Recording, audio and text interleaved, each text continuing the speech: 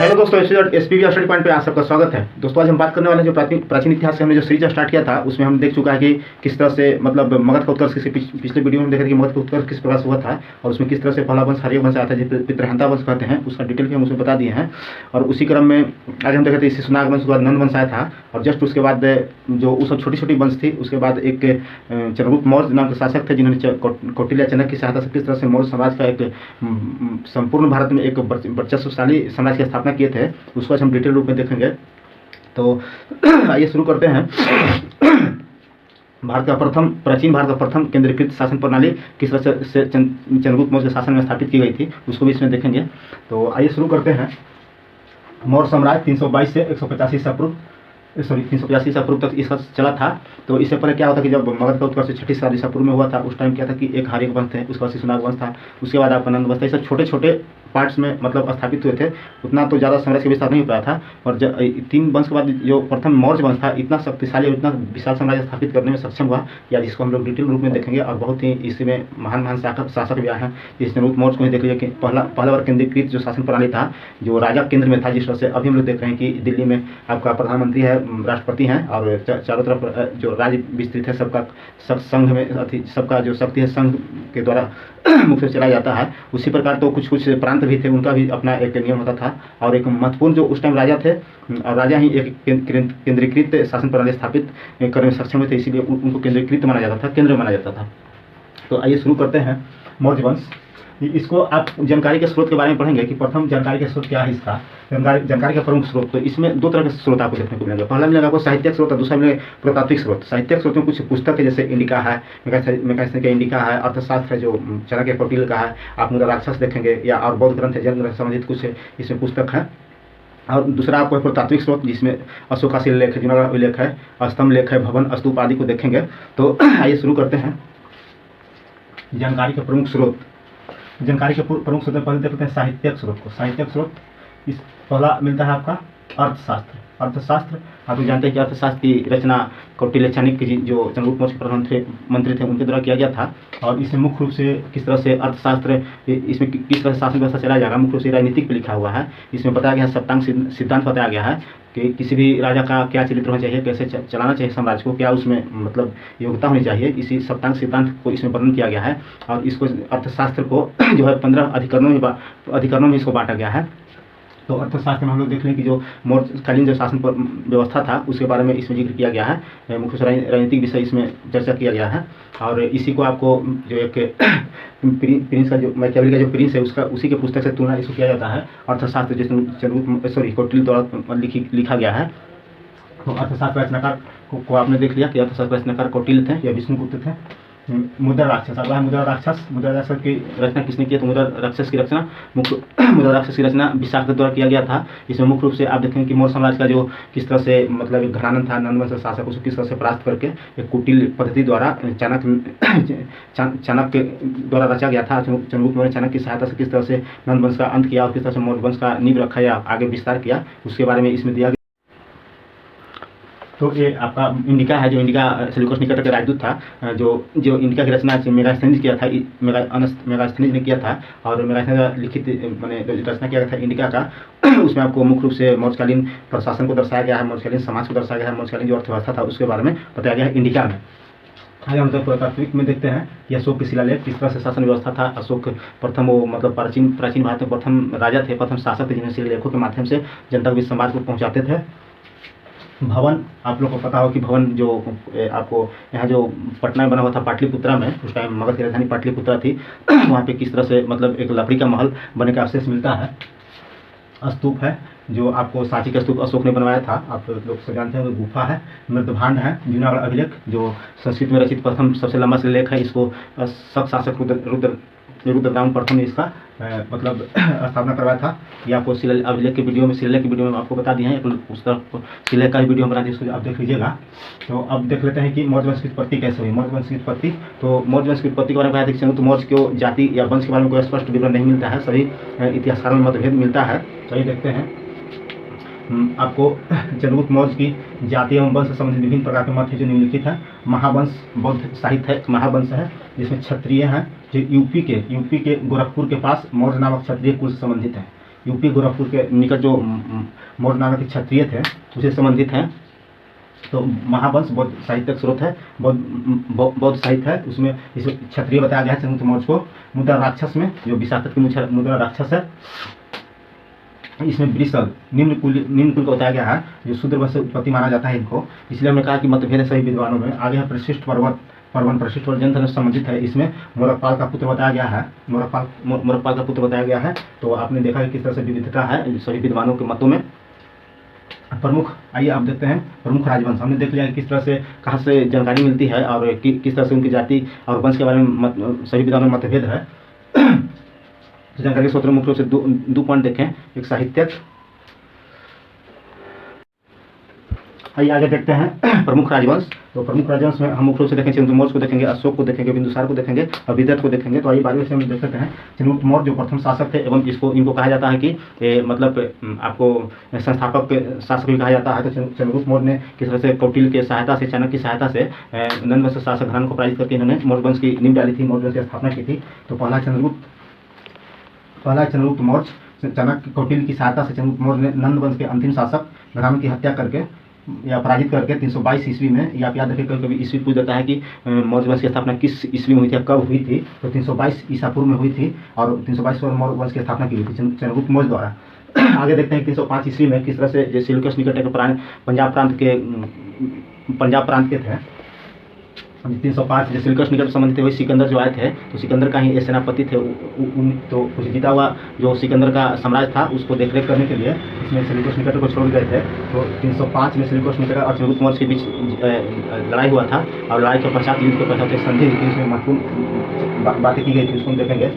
305 ईस्वी में सिलकस को पराजित कर 4 प्रांत में कहा गया कि प्रांत में जो दिया गया 4 प्रांत दिया गया और उसके बदले में इन्होंने चंद्रगुप्त मौर्य ने 500 हाथी सिलकस निकट को उपहार के रूप में दिए थे। आइए इसको डिटेल में देखते हैं। 305 ईसा पूर्व में सिलकस को पराजित कर 4 प्रांत, ये प्रांत आपको पूछेगा तो 4 प्रांत है तो कोई एक दे देगा प्रांत और 3 अन्य दे देगा और पूछेगा कि निम्नलिखित से कौन सा है जो सिलकस निकट द्वारा संधि के तहत चंद्रगुप्त मौर्य को प्राप्त हुआ था। तो पहला है काबुल, कंधार, मकरान, हेरात। काबुल, कंधार, मकरान, हेरात है जो सिलकस निकटर द्वारा संधि के रूप में चंद्रगुप्त मौर्य को मिला था, मौर्य साम्राज्य में शामिल कर लिया गया था। चंद्रगुप्त मौर्य का विवाह हेलेना, एक सिलकस निकट की पुत्री थी हेलेना, जिसको कार्नेलिया कहते हैं, आपको यूनानी भाषा में कार्नेलिया कहते हैं, इसे हेलेना उनको नाम था। चंद्रगुप्त मौर्य का विवाह हेलेना कार्नेलिया से हुआ था, जिसमें चंद्रगुप्त मौर्य ने उपहार स्वरूप सिलकस को 500 हाथी दिया था।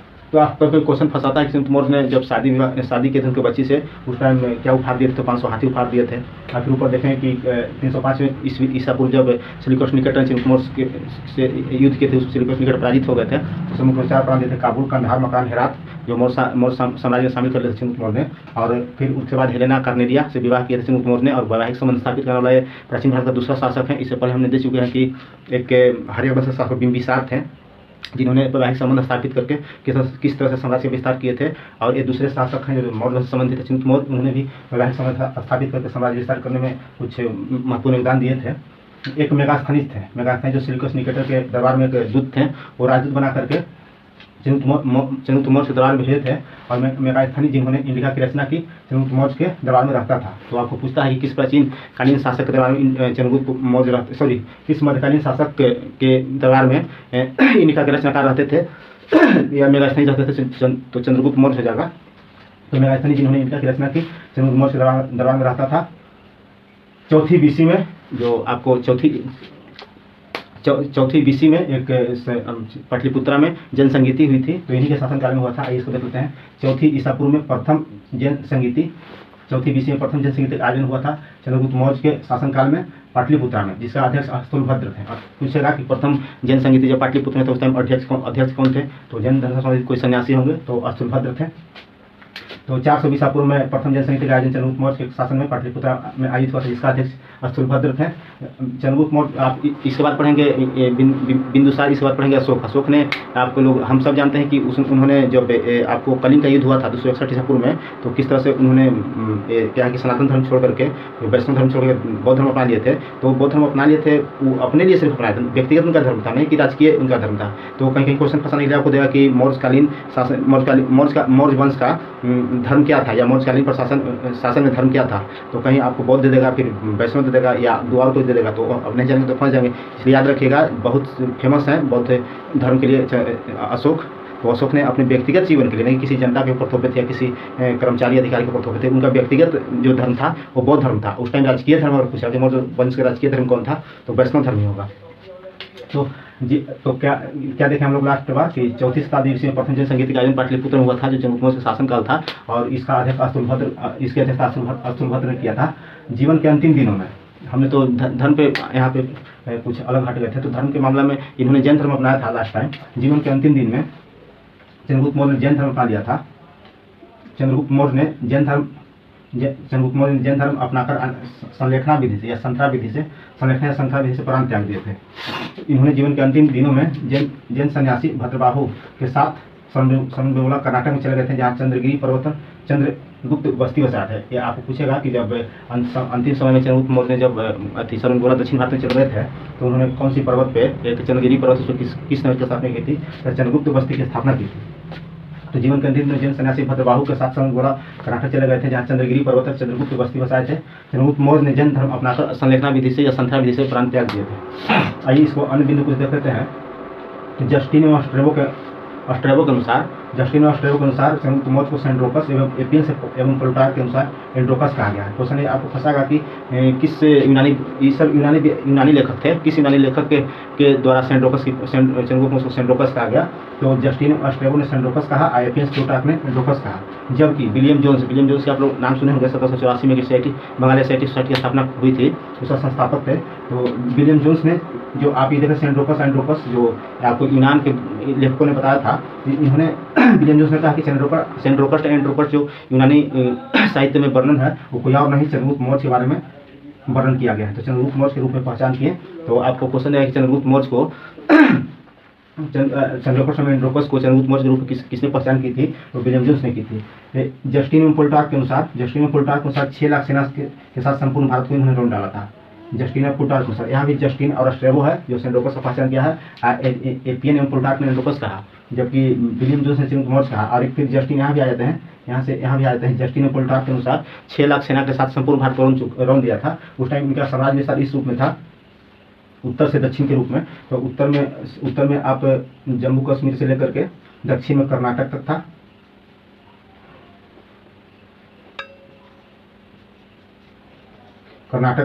आपको पूर्व में बंगाल से लेकर के पश्चिम में ईरान एवं अफगानिस्तान तक फैला हुआ था। तो इनका ये साम्राज्य इतना दूर में फैला हुआ था, इसलिए विशाल साम्राज्य के रूप में जाना जाता है। चूंकि केंद्रीकृत था, आप केंद्र में यहाँ राजा रहते थे, इसलिए केंद्रीकृत प्रशासन को स्थापित करने वाला प्रथम राजा चंद्रगुप्त मौर्य जाना जाता है। तो जस्टिन प्लूटार्क के अनुसार 6 लाख सेना के साथ संपूर्ण भारत को डाला था। जस्टिन ने सिकंदर एवं चंद्रगुप्त मौर्य की भेंट का वर्णन किया था। जस्टिन ने एक बात और बोला है कि जब घराना से युद्ध कर रहे थे चंद्रगुप्त मौर्य, तो सिकंदर से इन्होंने मदद मांगी थी। बट खाली जस्टिन बोलते हैं, ऐसा कुछ और कोई शासक नहीं, कोई और लेखक नहीं बताते हैं कि ऐसा था। तो खैर सभी विद्वानों में ये संतुष्टि नहीं है इस बात से, इसलिए सबको नहीं बोल सकते हैं। सिर्फ जस्टिन ने ये बात को जिक्र किया है कि जब नंदवंश शासक, जो पूर्व शासक था घराना, उसके साथ जब युद्ध कर रहे थे चंद्रगुप्त मौर्य, तो उन्होंने सिकंदर से सहायता मांगी थी। बट ऐसा कहीं और लिखित रूप में नहीं है। तो जस्टिन ने सिकंदर और चंद्रगुप्त मौर्य की भेंट, अगर भेंट पूछ जाएगा सिकंदर और चंद्रगुप्त मौर्य की भेंट के वर्णन किसने किया था, जस्टिन हो जाएगा। और वो तो नहीं पूछेगा आपको कि सहायता मांगा है, क्या मांगा है, तो उस सभी विद्वान का मत नहीं है। तो आइए आगे देखते हैं। चंद्रगुप्त मौर्य के बाद उनके पुत्र, जब उनकी मृत्यु हुई, आपको पता है कि चंद्रगुप्त मौर्य की मृत्यु सरनबेवला में हुई थी, जो दक्षिण भारत का जगह एक है। उनके बाद बिंदुसार गद्दी पर बैठे 298 ईसा पूर्व में, और 273 ईस्वी तक इनका शासनकाल रहा। और ये मौर्य वंश का दूसरा शासक थे। आइए इनको कुछ अन्य नाम से जाना जाता है। जैसे इनका तो वास्तविक नाम बिंदुसार था ही, मगर कुछ पुराण में, कुछ ग्रंथ में अलग अलग नाम से नहीं जाना जाता है। तो आइए आगे देखते हैं। अमित्रघात, इन्हें एक अन्य नाम था अमित्रघात के नाम से प्रसिद्ध थे। अमित्रघात बोले तो शत्रुओं का विनाशक। अमित्रघात के नाम से प्रसिद्ध थे, जिसका अर्थ शत्रु विनाशक होता है। यह आजीवक संप्रदाय के अनुयायी थे। जस्ट अभी देखा कि इनके पिता जो चंद्रगुप्त मौर्य थे वो जैन धर्म से संबंधित थे, और ये आजीवक संप्रदाय के अनुयायी थे। तो आपको क्वेश्चन पूछ सकता है कि जो बिंदुसार थे किसके अनुयायी थे, तो आप सीधा दे सकते हैं आंसर में कि आजीवक संप्रदाय के अनुयायी थे। बिंदुसार के शासनकाल में तक्षशिला, जहाँ पे इनके पिता का युद्ध सिलुकन निकेटर के साथ हुआ था, वहाँ पे इनके समय में भी कुछ युद्ध हुआ, और वहाँ पे ऐसा मतलब कुछ आलिया की स्थिति पैदा हुई थी कि एक राजा को चुनौती देने वाली समस्या उत्पन्न हो गई थी। तत्पश्चात इन्होंने जब तक्षशिला में युद्ध दो समय विभिन्न समय पे दो बार युद्ध हुए। तो पहला जब युद्ध हुआ था उसमें तक्षशिला में जब युद्ध हुआ तो उसमें पहला बच्चा जो इनका बेटा था सुसीम को पहले भेजे और बाद में अशोक को भेजे। ये आपको जानकारी दिव्यदान से मिलता है कि बिंदुसार के शासनकाल में तक्षशिला में 2 विद्रोह हुए थे, जिसको दबाने के लिए पहले उन्होंने सुसीम को भेजा और बाद में अशोक को भेजा। इसकी जानकारी दिव्यदान से मिलती है हमें। और यहाँ पे सुसीम को भेजा गया तो उन्होंने सफलता नहीं प्राप्त किए। तत्पश्चात जब अशोक को भेजा गया तो सफल प्राप्त हुए और विजय जीत किए। और इसी समय यह साबित हो गया कि अगर कोई सम्राट बनने लायक है तो अशोक ही सम्राट बन सकता है, अन्यथा किन्हीं में योग्यता नहीं था सम्राट बनने का। एक और यहाँ बहुत बड़ा बदलाव हुआ है कि प्रारंभ में चाणक्य जो प्रधानमंत्री थे, जो इनके पिता चंद्रगुप्त मौर्य थे, उनको कितना मतलब बहुत से मेहनत और शिद्दत से इन्होंने और चालाकी से एक राजा बनाए थे। और जब ये बिंदुसार आए द्वितीय शासक तो प्रारंभ में तो चाणक्य प्रधानमंत्री थे ही, और बाद में इन्होंने खल्लाटक को अपना प्रधानमंत्री बनाया।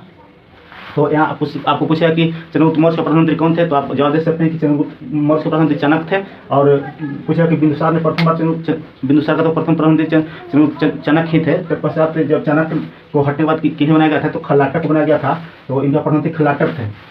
इनके समय में विदेशी जो संबंध थे, विदेशी व्यापार आदि बहुत ही अच्छे थे, जिसमें एक सीरिया के शासक एंटियोकस प्रथम थे। इनसे इन्होंने कुछ पत्र लिखकर कुछ मांग किया था, जिसमें था मंदिरा, सूखे अंजीर और दार्शनिक। तो जब सीरिया के शासक से इन्होंने पत्र लिखकर 3 चीज़ का मांग किए, तो इसमें से जो था मंदिरा और सूखे अंजीर को इनको भेजा गया सीरिया के शासक द्वारा। मगर जो दार्शनिक है, दार्शनिक को इन्होंने नहीं भेजा। इन्होंने सीरिया के शासक एंटियोकस प्रथम ने बताया कि दार्शनिक को भेजना मेरे परंपरा के खिलाफ है, तो इन्होंने 3 चीज़ को मांग किया था, जिसमें दार्शनिक को नहीं भेजा गया और मंदिरा और सूखे अंजीर को भेजा गया। आगे मिस्र का एक राजा थे, पहला सीरिया थे, दूसरा मिस्र थे। मिस्र राजा टोलमी, द्वितीय फिलाडेल्फस थे। इन्होंने भी एक राजदूत डायनेसियस को बिंदुसार के दरबार में भेजे थे। तो देखिए यहाँ दो देश से इनका राजनीतिक संबंध अच्छा था, एक सीरिया से था और एक मिस्र से था। तो जैसे कि आपने देखा कि सीरिया से कुछ इन्होंने वस्तुएं मांग की थी, जैसे मंदिरा, सूखे अंजीर और दार्शनिक, जिसमें दार्शनिक को नहीं भेजा गया था और मंदिरा सूखे नहीं भेजा गया था। और मिस्र के राजा टोलमी द्वितीय फिलाडेल्फस थे, जिन्होंने डायनेसियस नामक राजदूत को बिंदुसार के दरबार में भेजे थे। डायनेसियस, तो आपको क्वेश्चन है कि डायनेसियस जो राजदूत थे बिंदुसार के दरबार में था, जो किस देश से आए थे, तो मिस्र याद रखिएगा। आगे है अस्ट्रेबो के अनुसार एंटियोकस प्रथम ने डायमेकस नामक एक राजदूत भेजे थे। अस्ट्रेबो के अनुसार एंटियोकस प्रथम ने डायमेकस नामक राजदूत भेजे थे। तिब्बती लेखक तारानाथ, लेखक हैं तिब्बत का, उन्होंने बताया बिंदुसार को 16 राज्यों का विजेता बताया है, 16 राज्यों को विजेता बताया है।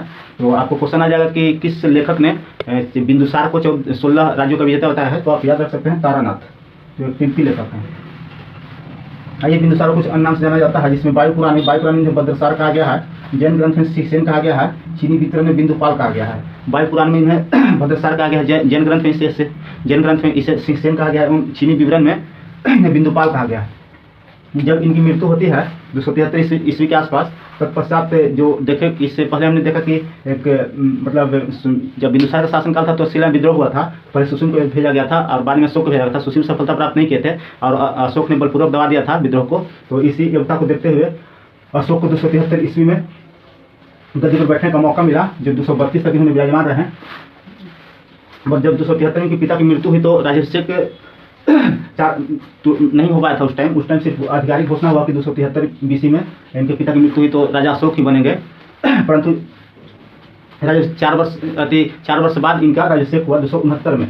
तो अशोक 273 में गद्दी पर बैठा, परंतु राज्याभिषेक 4 वर्ष बाद 269 में हुआ। ऐसा कहा जाता है कि जब इनके पिता बिंदुसार की मृत्यु हुई थी तो मतलब मिला जुला के 100 भाई थे, तो इन्होंने 99 भाइयों के साथ जो लड़ने में समय व्यतीत किए थे, इसमें 4 साल देरी हुआ था। तो 4 साल लगातार इन्होंने भाई को लड़ने 99 भाइयों को इन्होंने युद्ध में हरा दिया था और उनको मार दिया था, हत्या कर दिया था। तत्पश्चात इन्होंने 4 साल के बाद 269 BC में इनका राज्याभिषेक हुआ। जब राज्याभिषेक हो रहा था उस टाइम पे अवंती का गवर्नर थे। यहाँ तो क्वेश्चन पूछ सकता है कि जब अशोक का राज्याभिषेक हुआ था उस टाइम किस प्रांत का गवर्नर थे, तो ये अवंती का गवर्नर थे। इनको अन्य नाम से भी जाना जाता है। मास्की और गुर्जरा अभिलेख में मास्की और गुर्जरा अभिलेख में अशोक का नाम अशोक मिलता है। तो आपको डायरेक्ट क्वेश्चन पूछता है कि अशोक का नाम अशोक किस अभिलेख में मिलता है, तो मास्की और गुर्जरा याद रख सकते हैं। मासिक गुजरात लेख में अशोक का नाम अशोक मिलता है। अशोक के 13वें शिलालेख में जब अशोक राजा बने 273 ईस्वी में गद्दी पर बैठे, राज्य 4 साल 269 BC में हुआ। तो 8 साल बाद 261 ईस्वी में उन्होंने कलिंग पे आक्रमण किया। चूंकि इनका साम्राज्य विस्तार करना था और व्यापार वाणिज्य को उन्नत करना था, तो जब वहाँ पे आक्रमण किए 261 ईस्वी में, आइए उसको देखते हैं। अशोक के 13वें शिलालेख के अनुसार इन्होंने राज्य के 8वें वर्ष, अशोक 13वें शिलालेख के अनुसार राज्य के 8वें वर्ष 261 ईसा पूर्व में कलिंग पर आक्रमण किया और कलिंग को जीता।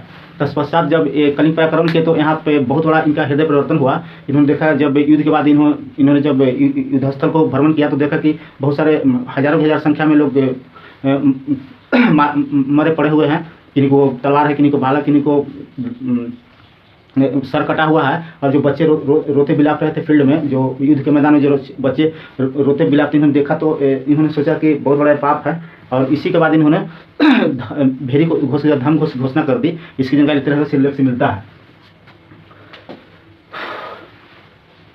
कलिंग जीत के बाद उपगुप्त से दीक्षा लेकर जो इन्होंने देखा कि मतलब युद्ध करना बहुत बड़ा अपराध है और इससे किसी का भला नहीं होता है, तो इन्होंने एक बौद्ध धर्म के जो साधु थे, जो आचार्य थे, उससे इन्होंने उपगुप्त नाम था उनका, उन्हीं से इन्होंने बौद्ध धर्म की दीक्षा लिया था। तो आपको पूछता है कि जो अशोक जब बौद्ध धर्म ग्रहण किए थे तो किससे उन्होंने शिक्षा लिया था। तो उपगुप्त नामक थे, एक आचार्य थे, गुरु थे।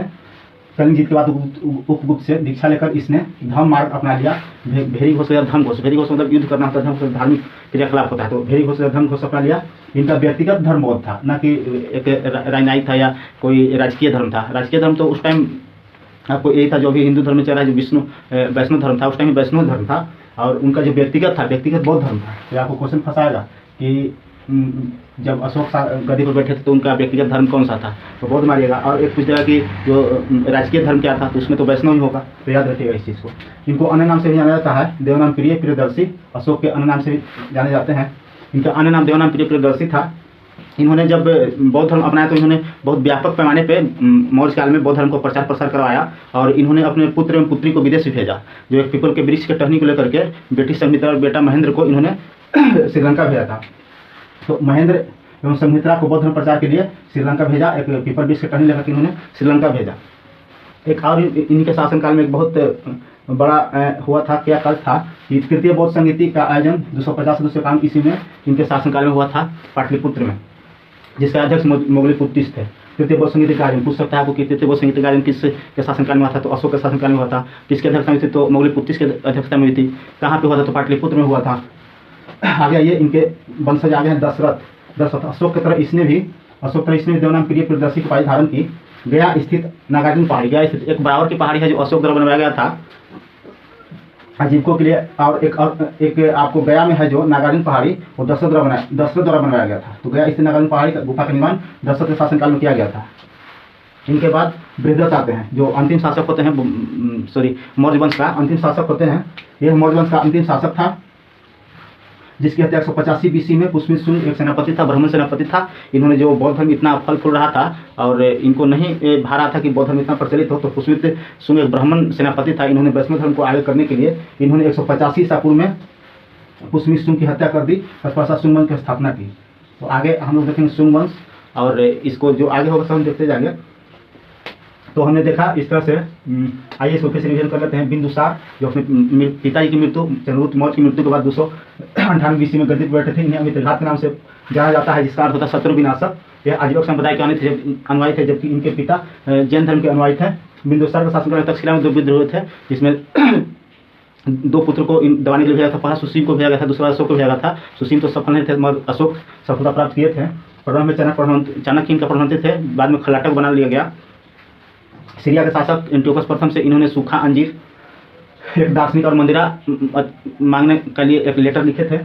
तत्पश्चात इन्हें दार्शनिक नहीं भेजा गया, मंदिरा और सूखा अंजीर भेजा गया। मिस्र के राजा टोलमी द्वितीय फिलाडेल्फस से ने भी इनके दरबार में एक डेनिसस नामक राजदूत भेजा था। स्ट्रेबो के अनुसार एंटियोकस प्रथम ने डायमेकस नामक राजदूत भेजा था। तिब्बती लेखक तारानाथ ने 16 राज्यों को विजेता बताया है। बिंदुसार के अन्य नाम बायपुरा में भद्रसार कहा गया है, जंग ग्रंथ में शीशन कहा गया है, चीनी विवरण में बिंदुपाल कहा गया है। बिंदुसार की मृत्यु के बाद अशोक राजनीति में बैठे 273 में, परंतु राजाभिषेक के जो दौर था उसमें कुछ इनको भाइयों से संघर्ष करना पड़ा था। इसमें 4 वर्ष बीते थे। तत्पश्चात 269 BC में में राजगद्दी पर बैठा था। राजगद्दी पर बैठने के समय गवर्नर का एहसास अवंती का गवर्नर थे।